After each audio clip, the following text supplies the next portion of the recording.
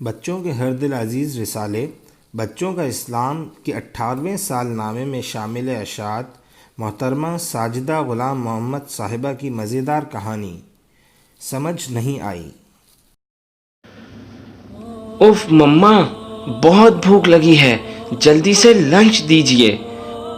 دونوں بچوں نے گھر آتے ہی شور مچا دیا تھا۔ لنچ ریڈی ہے بیٹا، آپ دونوں ہینڈز واش کر کے اور یونیفارم چینج کر کے آ جائیے، میں تب تک لنچ ٹیبل پر لگاتی ہوں۔ مما نے مسکراتے ہوئے طیبہ اور طلحہ کے بستے پکڑے اور انہیں پیار کرتے ہوئے کہا۔ دونوں بچے سعادت مندی سے مما کی بات مانتے ہوئے کپڑے تبدیل کرنے چلے گئے۔ اچھا، آج کیسا دن گزرا آپ دونوں کا؟ تینوں میز کے گرد بیٹھے کھانا کھا رہے تھے۔ گریٹ، مما، میری ٹیچر کہہ رہی تھی کہ کلاس میں میری اٹینڈنس سب سے زیادہ ہے، طیبہ نے خوشی سے کہا۔ ویری گڈ، دیکھا، اسی لیے تو میں بغیر کسی امپورٹنٹ ریزن کے اسکول سے چھٹی کرنے کے اگینسٹ ہوں، مما بھی مسکرائیں۔ And what about you Talha, آپ کا ڈے کیسا تھا آج؟ اٹ واز جسٹ اوکے، کچھ یونیک نہیں ہوا، طلحہ نے کندھے اچکاتے ہوئے کہا اور دوبارہ کھانے میں مصروف ہو گیا۔ اچھا، میرے پاس آپ دونوں کے لیے ایک امیزنگ نیوز ہے، مما نے بچوں کا اشتیاق بڑھایا۔ واو، کیا نیوز ہے مما؟ دونوں بچے کھانا چھوڑ کر پرتجسس نگاہوں سے مما کی جانب دیکھنے لگے۔ نیکسٹ ویکینڈ پر آپ کے زایان ماموں پاکستان آ رہے ہیں۔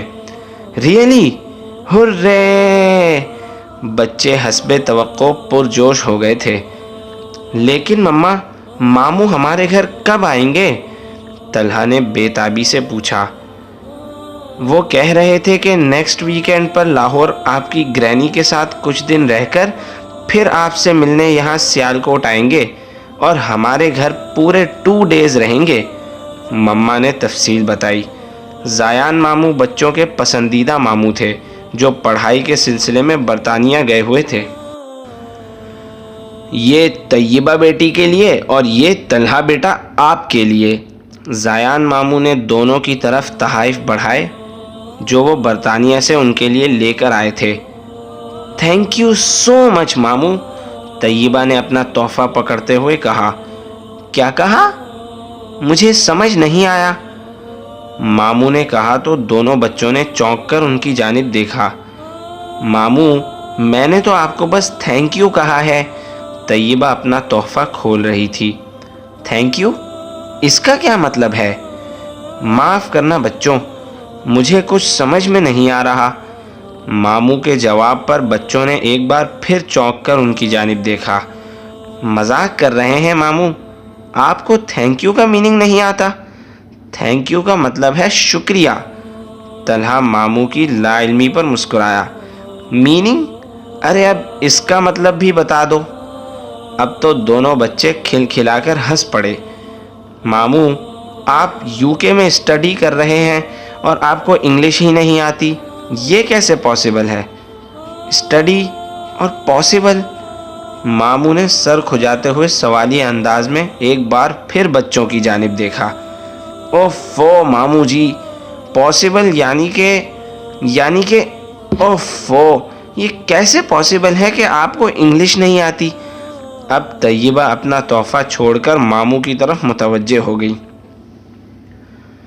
بھائی، مجھے تو صرف ان کی انگریزی سمجھ میں آتی ہے جنہیں اردو زبان نہیں آتی، اور جنہیں اردو زبان آتی ہے وہ بلا وجہ انگریزی میں بات کریں تو میرے ذہن سے ساری انگریزی نکل جاتی ہے، کچھ سمجھ میں ہی نہیں آتا، ماموں نے مزے لیتے ہوئے بتایا۔ بچے حیرت سے ان کی شکل دیکھ رہے تھے۔ تو پھر آپ وہاں UK میں کیسے بات چیت کرتے ہیں؟ وہاں تو انگلش ہی بولی جاتی ہے نا، طلحہ نے سوال کیا۔ بچوں، جب میں 1.5 سال پہلے وہاں گیا تھا تو میں بھی تمہاری طرح اردو انگریزی ملا جلا کر بات کرتا تھا، پھر مجھے میرے ایک دوست نے کہا کہ بھائی یا تو پورا جملہ اردو میں بولو یا پورا انگریزی میں۔